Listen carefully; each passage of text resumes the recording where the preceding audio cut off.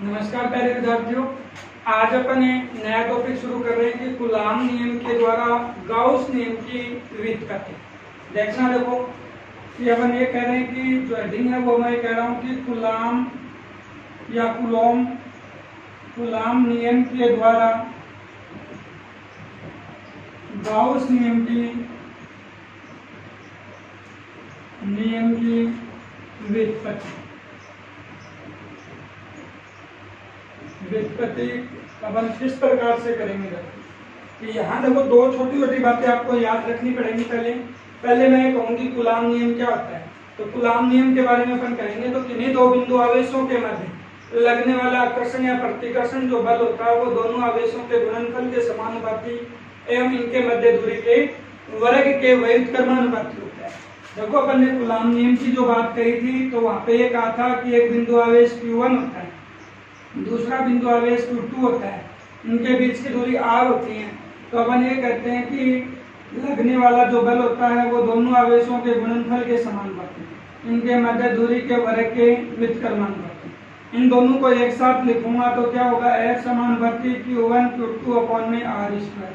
समानुपाती चिन्ह हटाएंगे तो क्या होगा, K Q1 Q2 अपॉन में R स्क्वायर।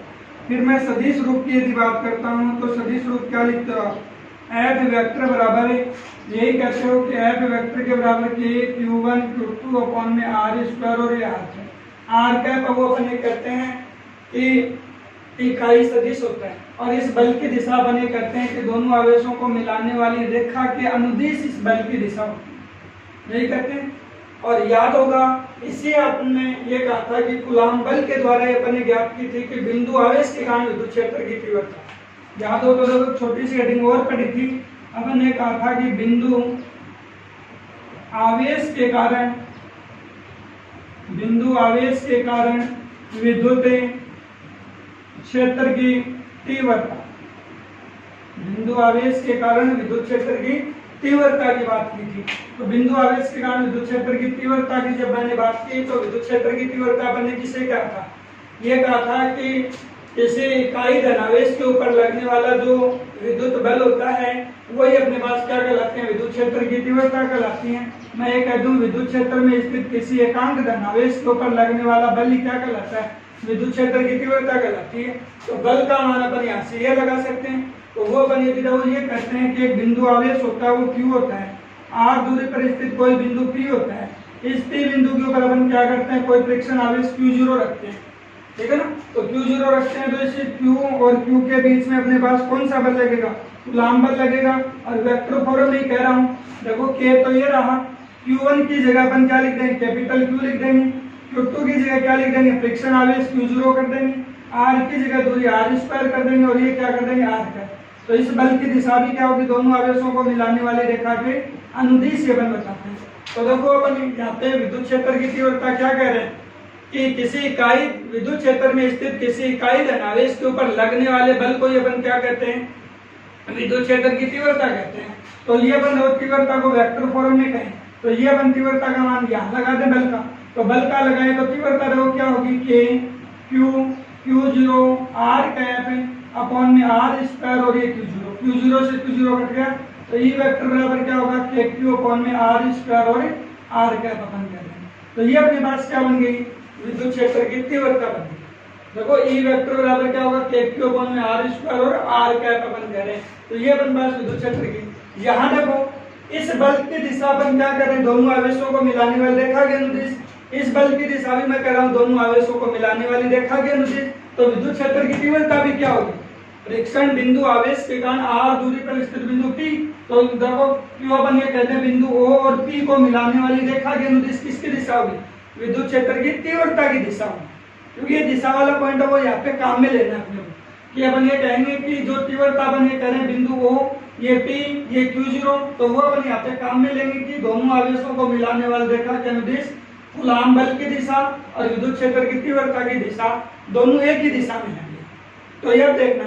अब उसके बाद में अपन देखो ये जो बात है वो अपन इसलिए बताइए कि पहले अपने को देखो ये अपन पहले पढ़ चुके हैं। अब अपने पास यहाँ पे अपना टॉपिक है और वो टॉपिक है अपना कि गाउस नियम के द्वारा, गाउस नियम अपने पास से कूलाम नियम के द्वारा गाउस नियम की व्युत्पत्ति अपन कैसे करेंगे। यही तो है। अब देखो गाउस नियम क्या था कि देखो कूलॉम में नियम तो आपने कह दिया कि F वेक्टर बराबर क्या कह दिया K, या मैंने कह दिया कि F वेक्टर बराबर K Q1 Q2 अपॉन में R स्क्वायर, और ये क्या हो गया R है। और इस बल की दिशा क्या बता दी, दोनों आवेशों को मिलाने वाली बल की दिशा की बात कर रहा हूं मैं, दोनों आवेशों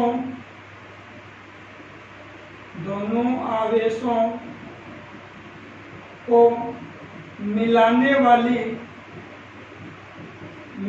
वाली रेखा के अनुदिश, रेखा के अनुदिश क्या होगी, दोनों आवेशों को मिलाने वाली रेखा के अनुदिश क्या है, बल की दिशा है। और वही मैं कह रहा हूँ तीव्रता की दिशा, ई वेक्टर की दिशा भी यही कह रहा हूँ, ई की दिशा भी यही है। ये तो अपन ने कूलॉम बल के द्वारा ज्ञात किया। अब मैं कह रहा हूँ कि गाउस नियम क्या होगा। तो गाउस नियम आप ये कहते हैं कि देखो कि किसी बंद पृष्ठ से संबद्ध विद्युत फ्लक्स का मान उस बंद पृष्ठ के द्वारा परिबद्ध कुल आवेश का 1/0 गुना होता है। क्या कहते हैं अपन कि किसी बंद पृष्ठ से संबद्ध विद्युत फ्लक्स का मान बंद पृष्ठ के द्वारा परिबद्ध कुल आवेश का 1/0 गुना होता है। तो विद्युत फ्लक्स को 5 से लिखते हैं, समेशन Q अपन बंद पृष्ठ के द्वारा परिबद्ध आवेश कर दें, और अपन क्या कहते हैं निर्वात की विद्युतशीलता 1/0। तो निर्वात की विद्युतशीलता का अपन यहाँ पे क्या करते हैं डिवाइड करते हैं। तो ये अपने पास क्या गाउस नियम।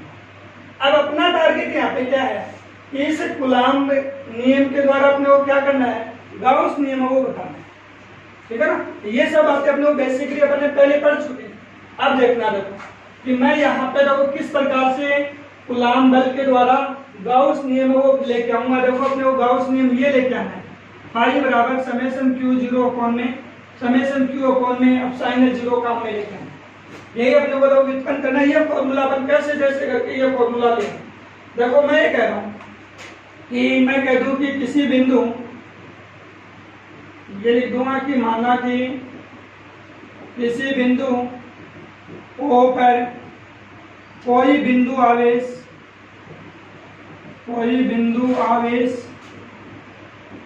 Q स्थित है, कोई बिंदु आवेश Q स्थित है। देखो मैं कह रहा हूं कि माना कि किसी बिंदु O पर कोई बिंदु आवेश क्या स्थित है, Q स्थित है। इस बिंदु आवेश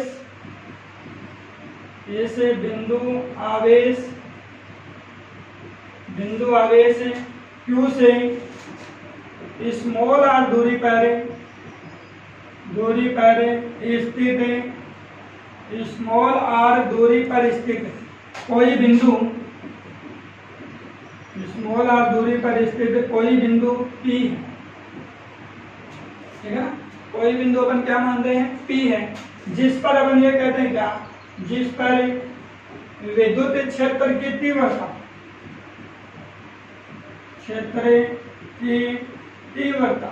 तो जिस पर विद्युत क्षेत्र की तीव्रता क्या होगी, ई वेक्टर बराबर, और ई वेक्टर के बराबर क्या होगा KQ अपॉन में R स्क्वायर, और ये R का।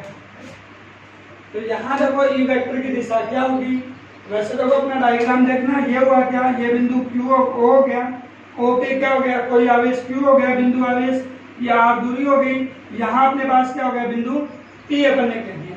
अब T कह दिया तो यहाँ पे अपन क्या करें, विद्युत क्षेत्र की तीव्रता, तो O और P को मिलाने वाली रेखा के अनुदिश किसकी दिशा होगी, ई वेक्टर की दिशा होगी या नहीं होगी, ई वेक्टर की दिशा होगी अपने पास यही होगी, दोनों आवेशों को मिलाने वाली रेखा के अनुदिश हो जाएगी। अब देखो एक बात और याद रखना भी कि गाउस का नियम तभी लागू होगा जब पृष्ठ वो क्या होना चाहिए, बंद होगा। यदि पृष्ठ बंद नहीं है तो गाउस का नियम लागू नहीं कर पाएंगे आप। याद रखना है कि गाउस का नियम तभी लागू करोगे आप जब अपने पास गाउस का नियम, अपने पास कोई भी अपन पृष्ठ ले रहे हैं वो क्या होना चाहिए, बंद होना चाहिए।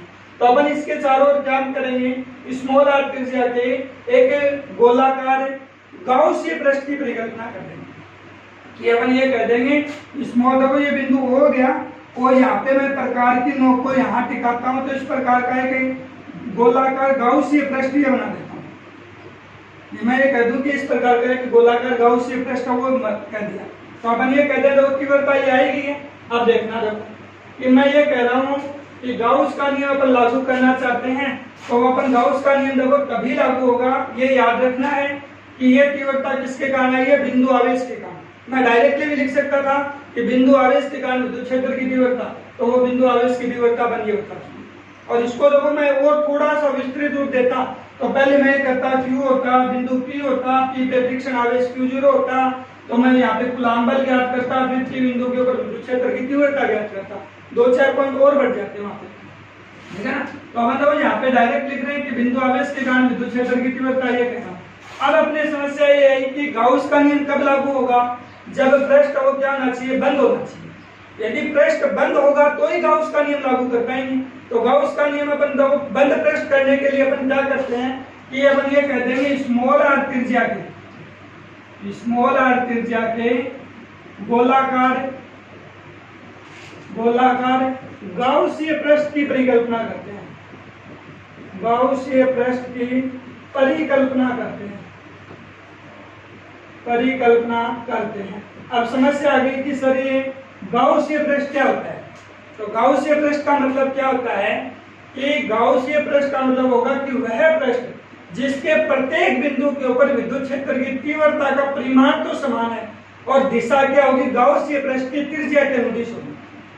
गाउसीय पृष्ठ क्या होगा, ऐसा पृष्ठ होगा जिसके प्रत्येक बिंदु पर विद्युत क्षेत्र की तीव्रता का परिमाण तो क्या होता है, समान होता है, परंतु दिशा क्या होगी, गाउसीय पृष्ठ की त्रिज्या के अनुदिश होती है, ठीक है ना। इस गाउसीय पृष्ठ का मतलब आपको याद रखना है कि विद्युत क्षेत्र की तीव्रता का परिमाण तो अपने पास क्या होगा, परिमाण तो समान, परंतु दिशा क्या होगी, परंतु दिशा गाउसीय पृष्ठ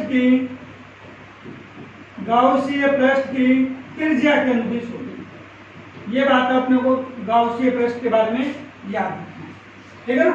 तो वो अपन ये कह रहे हैं कि ये गोलाकार गाउसीय पृष्ठ मान लिया। अब आर त्रिज्या, अपने को आर का मान फिक्स नहीं है, अभी निश्चित तो नहीं कह सकते अपन, तो इसके लिए अपन ये तो हो गई, तो इसके लिए अपन यहाँ पे क्या कर लो, पहले एक अल्पांश मान लो ना, ये अल्पांश कह दो, ये अपन ये कह देंगे कि गोलाकार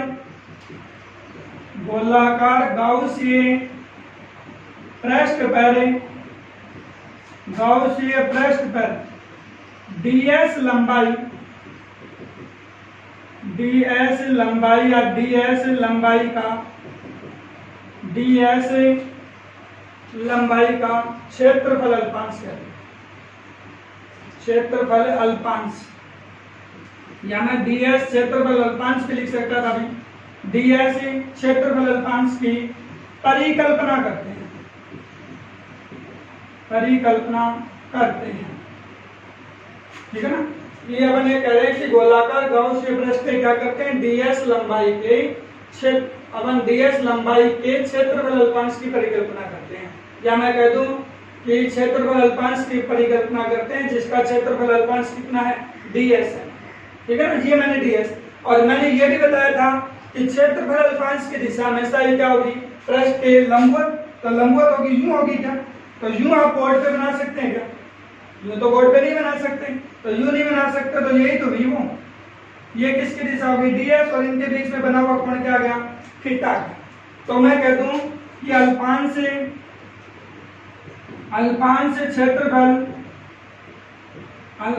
क्षेत्रफल ds से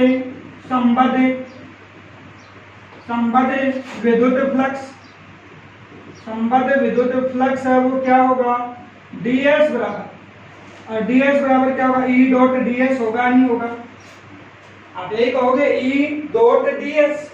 अब डॉट हटाएंगे तो वो अपने को पता है वहां पे cos थीटा आएगा, तो ये अपन ये कह रहे हैं कि d फाई के बराबर है, ये E डॉट ds कह देंगे। अब यहाँ देखो थोड़ा सा और मैं चेंजमेंट करता हूँ, E का मान लगा दो यहाँ पे, E अपन ये कह रहे हैं कि विद्युत क्षेत्र और क्षेत्रफल अल्पांश का अदिश गुणनफल किसके संबंध होता है, अल्पांश क्षेत्रफल ds से संबद्ध विद्युत फ्लक्स के तुल्य होता है, ये बात भी अपन बता सकते हैं। तो यहाँ देखो E वेक्टर का मान लगा देते हैं, तो E वेक्टर का यदि मैं मान लगाऊंगा तो देखना देखो क्या होगा, या तो आप E वेक्टर का मान लगा दो, या यहाँ पे आप देखो चाहो तो डॉट हटा दो, डॉट हटाएंगे तो क्या होगा, E का मैग्नीट्यूड ds का मैग्नीट्यूड cos ऑफ थीटा, यही हुआ क्या।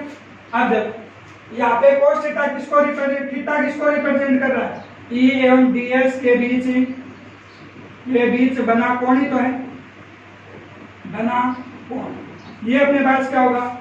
थीटा होगा। अब देखना d फाई के बराबर ये हो गया। E का अपन बात देखो, E का मान देखना कितना था? KQ r square r cap. अब इसका मैग्नीट्यूड लूंगा तो क्या होगा? यही लगाओगे क्या? मैग्नीट्यूड की यदि बात करोगे तो ये होगा E का मैग्नीट्यूड ये हो गया KQ अपॉन में r स्क्वायर, और ये r का मैग्नीट्यूड अपन करेंगे इकाई सदिश, एकांक सदिश, यूनिट वेक्टर क्या होते हैं? वे सदिश जिनका परिमाण क्या होता है? 1 होता है। और 1 होगा तो अपन ये कर देंगे KQ अपॉन में r स्क्वायर। E का मैग्नीट्यूड यही तो आ गया, तो ये आ गया। तो d फाई के बराबर क्या हो गया? देखो KQ अपॉन में r स्क्वायर और ये ds कोस ऑफ थीटा, ठीक है ना। ये किसके द्वारा है? इस अल्पांश के द्वारा परिबद्ध है। अब ऐसे अल्पांश अपन कितने ले सकते थे? इसकी परिधि के ऊपर बहुत सारे अल्पांश ले सकते हैं। तो मैं ये कहूं कि संपूर्ण पृष्ठ के द्वारा, संपूर्ण गोलाकार गाउसीय पृष्ठ से संबद्ध विद्युत फ्लक्स। तो संबद्ध अपन संपूर्ण की जहां बात करें तो वहां पे क्या लगा देंगे? समाकलन।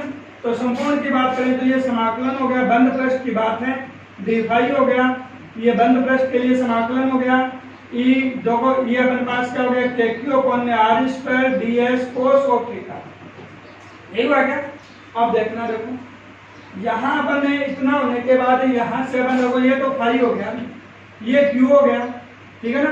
ये K भी बाहर निकाल दो, ये 1 अपॉन r स्क्वायर और ये ds कोस ऑफ थीटा हो गया, ठीक है ना। और ये अपन देखो ये कह सकते हैं कि गोलाकार गाउसीय पृष्ठ के घन के केंद्र के ऊपर आंतरिक घन कोण कह सकते हैं। कि जहां मैं देखो ये समाकलन जो लिख रहा हूं वो समाकलन में ये लिख सकता हूं कि ds अपॉन में r square cos of theta, ठीक है ना। तो मैं ये लिख दूंगा कि अल्पांश के द्वारा गोलाकार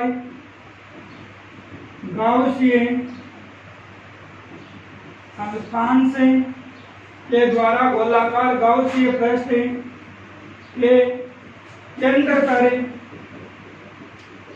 केंद्र पर आंतरिक घन कोण है। और घन कोण है तो इसका मतलब इसका मान कितना करोगे आप? 4 पाई करेंगे। इसका मैं रीजन बताऊंगा 4 पाई कैसे किया है। कि एक बार आप इतना सा याद रख लो, ds r square cos theta अल्पांश के द्वारा गोलाकार गाउसीय पृष्ठ के केंद्र पे आंतरिक घन कोण है। देखो ये अल्पांश हो गया, ये तो अल्पांश हुआ, और ये अल्पांश इसके केंद्र के ऊपर देखो यही तो होगा, और ये इसे अपन ये कह दें तो ये जो कोण बन रहा है ना, ये इसका मान कितना होगा? 4 पाई होगा। और इसको अपन कितना कह रहे हैं? घन कोण कह रहे हैं। और इस घन कोण का मान कितना कह रहे हैं आप? समाकलन of ds r square cos of theta, और इसके बराबर कितना कर दो आप? 4 पाई कर दो। इसके बराबर आप क्या कर दोगे? 4 पाई कर देंगे। तो 4 पाई करते ही देखना, देखो अपने पास क्या बन गया? 4 पाई बन करते ही देखो ये हो गया क्या? देखो यहाँ मैं कह रहा हूँ, यहाँ पे ये तो KQ है ही, और इस समाकलन की जगह अपन कितना मान लगा रहे हैं?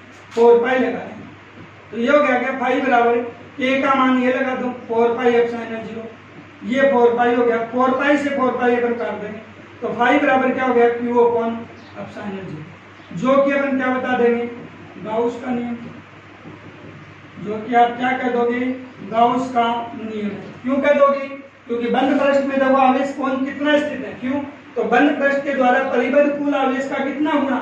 1 अपॉन एप्सिलॉन 0। या मैं कह दूं किसी बंद पृष्ठ से संबद्ध विद्युत फ्लक्स का मान बंद पृष्ठ के द्वारा परिबद्ध कुल आवेश तथा निर्वात की विद्युतशीलता का अनुपात क्या होता है? गाउस के नियम के तुल्य होता है, ठीक है। तो ये अपन गाउस के नियम के द्वारा कर देंगे। अब आपकी समस्या आई कि सर इसका मान आपने डायरेक्टली 4 पाई कैसे रख दिया?